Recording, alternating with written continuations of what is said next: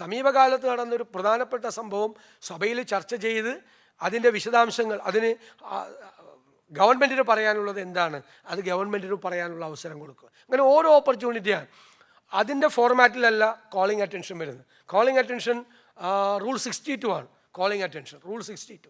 Rule 62 വരുമ്പോൾ കുറച്ചുകൂടി വിശാലമായിട്ടുള്ളൊരു കാര്യങ്ങൾ. ഇപ്പോൾ നമ്മൾ റൂൾ 50 കൊണ്ടുവരുന്ന റെസ്ട്രിക്ഷൻസ് ഇല്ലാതെ നമുക്ക് റൂൾ 62 നമുക്ക് കോളിംഗ് അറ്റൻഷൻ നമുക്ക് കുറേ കാര്യങ്ങൾ കൊണ്ടുവരാൻ പറ്റും. സ്വാഭാവികമായിട്ടും ഇവിടെ റൂൾ 50 പ്രതിപക്ഷത്ത് നിന്ന് മാത്രമാണ് അവതരിപ്പിക്കാറുള്ളത്.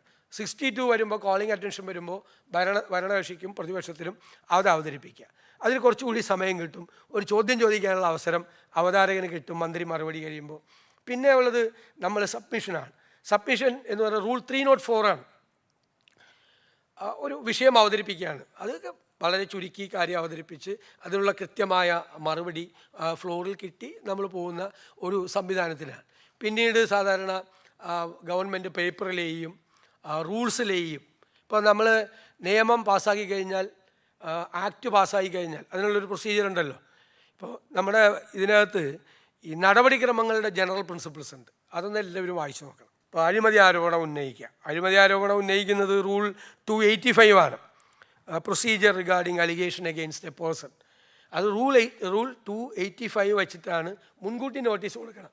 സ്പീക്കർക്ക് നോട്ടീസ് കൊടുക്കണം, കൺസേൺഡ് മിനിസ്റ്റർക്ക് നമ്മൾ നോട്ടീസ് കൊടുക്കണം. അതിൻ്റെ സ്പീക്കറുടെ ഡിസ്ക്രിപ്ഷൻ കൂടിയാണ് അത് അവതരിപ്പിക്കുന്നത്. അതിനും ചില നിയന്ത്രണങ്ങൾ റൂൾസ് ഓഫ് പ്രൊസീജിയറിൽ പറയുന്നുണ്ട്. ഇപ്പം നമുക്കെതിരായിട്ട് വ്യക്തിപരമായിട്ടൊരു ആക്ഷേപം വന്നാൽ നമുക്കൊരു പേഴ്സണൽ എക്സ്പ്ലനേഷൻ കൊടുക്കാനുള്ള അവസരമുണ്ട്. റൂൾ 288 ആണ് നമുക്ക് പേഴ്സണൽ എക്സ്പ്ലനേഷൻ കൊടുക്കാനുള്ള. ഇതൊക്കെ നമ്മൾ ബൈ ഹാർട്ടായിട്ടിരിക്കണം.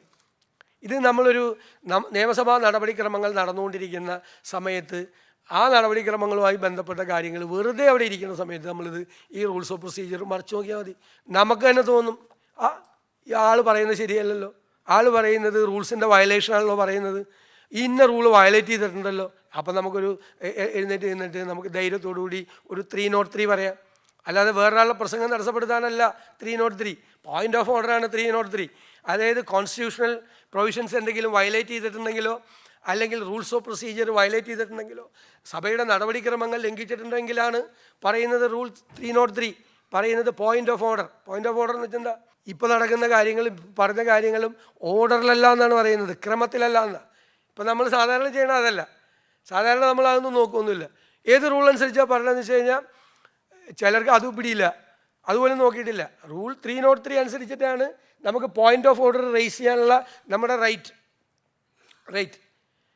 അത് സ്പീക്കർ അനുവദിക്കണം. റൂൾ 303 അല്ല പറയേണ്ടത്, ഏത് റൂളാണ് വയലേറ്റ് ചെയ്തതെന്നാണ് ചോദിക്കേണ്ടത്, ഏത് റൂൾ. അപ്പോൾ നമ്മൾ ചിലപ്പോൾ 307 എന്ന് പറയുന്നൊരു സാധനമുണ്ട്, അറിയോ? 307 എന്ന് വെച്ചാൽ എക്സ്പഞ്ചിങ് ഓഫ് വേർഡ്സ് ഫ്രം ഡിബേറ്റ്സ്. അപ്പോൾ നമ്മൾ എഴുന്നേറ്റ് 303 വെച്ച് റേസ് ചെയ്തിട്ട് പറയുകയാണ്, ശ്രീ കടന്നപ്പള്ളി രാമചന്ദ്രൻ പറഞ്ഞ കാര്യങ്ങൾ സഭയുടെ നടപടിക്രമങ്ങൾക്ക് വിരുദ്ധമാണ്. അദ്ദേഹം ഒരിക്കലും പറയാറില്ല കേട്ടോ, ഞാൻ വെറുതെ പേരിങ്ങനെ മുമ്പിലിരുന്നപ്പോൾ സ്നേഹം കൊണ്ട് പറഞ്ഞ കാര്യങ്ങൾ സഭയുടെ നടപടിക്രമങ്ങൾക്ക് വിരുദ്ധമായിട്ടുള്ള കാര്യങ്ങളാണ്. അതുകൊണ്ട് റൂൾ 307 അനുസരിച്ചിട്ട് ശ്രീ കടന്നപ്പള്ളി രാമചന്ദ്രൻ സഭയിൽ പറഞ്ഞ കാര്യങ്ങൾ സഭാ നടപടികളിൽ നിന്ന് എക്സ്പഞ്ച് ചെയ്യണം, നീക്കം ചെയ്യണം. റൂൾ 307 ആണ്. അപ്പം നമുക്കിത് എല്ലാം അറിയാം. നമ്മളിത് നോക്കിക്കൊണ്ടിരിക്കുകയാണെങ്കിൽ നമുക്ക് പെട്ടെന്ന് കൃത്യമായി ആധികാരികതയോടുകൂടി അപ്പോൾ തന്നെ എഴുന്നേറ്റ് നിന്നിട്ട് ഞാൻ റൂൾ 303 അനുസരിച്ചൊരു പോയിൻ്റ് ഓഫ് ഓർഡർ റൈസ് ചെയ്യുന്നു.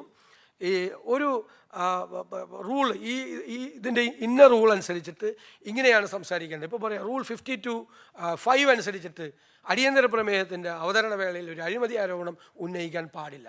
അപ്പോൾ 3 റൂൾ നമ്മൾ പറഞ്ഞു. എന്താ, ഒന്ന് റൂൾ 303 അനുസരിച്ചുള്ള എൻ്റെ right point of order raise ചെയ്യാൻ ഞാൻ റൈസ് ചെയ്തു. റൂൾ 52(5) അനുസരിച്ച് ഒരു അഴിമതി ആരോപണം അടിയന്തര പ്രമേയ വേളയിൽ സംസാരിക്കാൻ പാടില്ല. അപ്പോൾ എവിടെയാണ് റൂള് തെറ്റിച്ചത്, പറഞ്ഞ ആൾ റൂള് എവിടെയാണ് തെറ്റിച്ചതെന്ന്. അടുത്തത് ഞാൻ പറയാണ്, അതുകൊണ്ട് റൂൾ 307 അനുസരിച്ച് എക്സ്പഞ്ച് ചെയ്യണം അദ്ദേഹം പറഞ്ഞ കാര്യങ്ങൾ. ഇതിൻ്റെ അദ്ദേഹം പറഞ്ഞത് രേഖകളിൽ ഉണ്ടാകാൻ പാടില്ല. 3 റൂള് കോട്ട് ചെയ്താൽ അത് നമുക്ക് എല്ലാവർക്കും ചെയ്യാൻ പറ്റും. അത് വാച്ച് ചെയ്തുകൊണ്ടിരുന്ന് കഴിഞ്ഞാൽ കൃത്യമായിട്ട് നമ്മൾ ചെയ്യാൻ പറ്റും. സഭയുടെ അത് ഞാൻ പറയുന്നത് അത് ടു ടെക്നിക്കലാണെന്നോ അല്ലെങ്കിൽ ടു ലീഗലാണെന്നൊക്കെ പറയാം. പക്ഷേ ഈ ലീഗലായിട്ടുള്ള ടെക്നിക്കലായിട്ടുള്ള കാര്യങ്ങളൊക്കെ ഇടയ്ക്കെടുത്ത് വീശണം.